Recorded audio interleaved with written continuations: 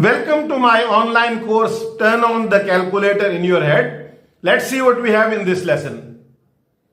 The normal way to add, let's say 56 plus 26 is to put the numbers under each other like this and add from right to left. First in the units, 6 plus 6 is equal to 12. So bring down 2 and carry 1. Then adding the tens, 5 plus 2 is equal to 7 and adding the carried 1 we get 8. So the answer is 82. When an addition sum has a carry like 56 plus 26, we can add them in our heads. In 56 plus 26, we get 7 tens or 70.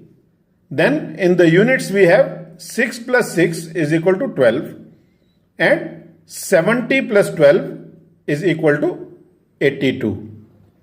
So 56 plus 26 is equal to 82.